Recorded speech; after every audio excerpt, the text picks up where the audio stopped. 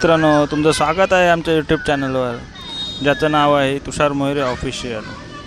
तुम्हाला थंबनेलवरून आत्ताच्या विषयाची कल्पना आलीच असेल, म्हणजे की इराण आणि अमेरिका यांच्यातील जी लढाई होती त्याला आता युद्धविराम भेटला आहे, शस्त्रसंधी झाली आहे. काही अटी आणि शर्तींसह त्यांनी इराणने लढाई थांबवण्यासाठी परमिशन दिली आहे. अमेरिका शांततेचा प्रस्ताव इराणने स्वीकारला आहे आणि तिथली जी आपली हॉर्मुझची समुद्रधुनी आहे ही देखील त्यांनी आता ते अमेरिकेसाठी खुली करणार आहेत. आता हा व्हिडिओ बघा, मग तुम्हाला सर्व काही समजेल.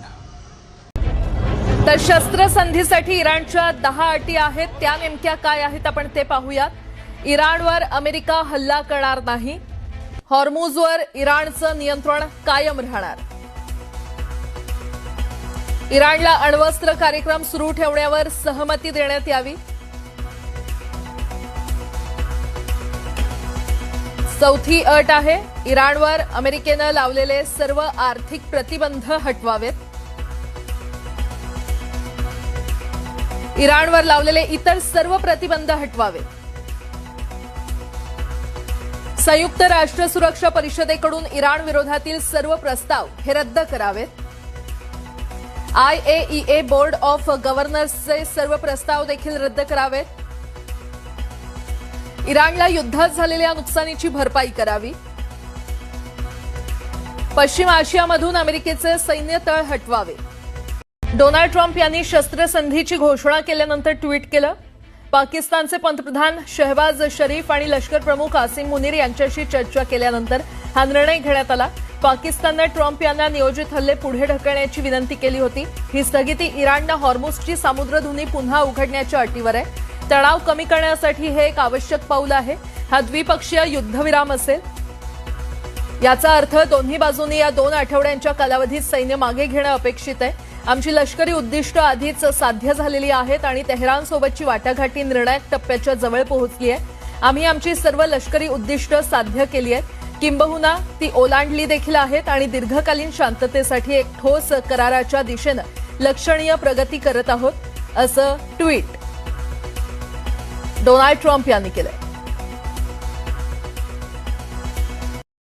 तुम्ही आता व्हिडिओ बघितलाच असेल की काही अटी आणि शर्तींसह त्यांनी हॉर्मुझची समुद्रधुनी ओपन करण्यासाठी इराणने तयारी दर्शवली आहे आणि आता नव्याने कोणतेही हल्ले इराणवर होणार नाहीत याची अमेरिकेने जबाबदारी घेतली आहे. म्हणजे ही 2 आठवड्यांसाठी शस्त्रसंधी आहे.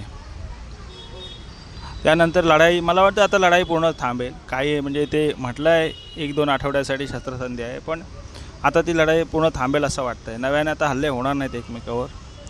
हे या दोघांनी मिळून पहिल्यांदाच ठरवायला हवं होतं. उगाच एकमेकावर हल्ले करून एकमेकावर नुकसान करण्यापेक्षा लढाई कधी थांबवली कधी फायद्याचीच आहे. कारण लढाईमध्ये कधीच कोणाचा फायदा होत नाही, झालं तर नुकसानच होतं. त्याच्यामुळे ही शस्त्रसंधी झाली किंवा लढाई थांबली हे जगाच्या दृष्टीने चांगलं झालं. अशा हे बॉम्बस्फोट एकमेकावर बॉम्ब टाकल्यामुळे वातावरण देखील दूषित होतं. तिथल्या माणसं मारतातच, परत तिथले काही मूलभूत सुविधा आहेत त्याच्यावर हल्ले झाल्यामुळे त्याचं नुकसान होतं आणि दोघांनाही मनस्ताप होतं. त्यापेक्षा लढाई थांबवली केव्हाही चांगली. म्हणून म्हणतो मित्र, आता आपण लढाई परत पुढं काय होतं त्याच्यावर लक्ष ठेवूया आणि तुम्हाला मी असेच अपडेट देत राहीन. धन्यवाद मित्र. जय हिंद, जय महाराष्ट्र, जय भारत. आता मी तुमचा निरोप घेतो. आमच्या चॅनलला सबस्क्राईब करा, लाईक करा आणि शेअर करा. आता पुढच्या वेळी आपण नवीन विषयाला हात घालू. जय हिंद, जय महाराष्ट्र.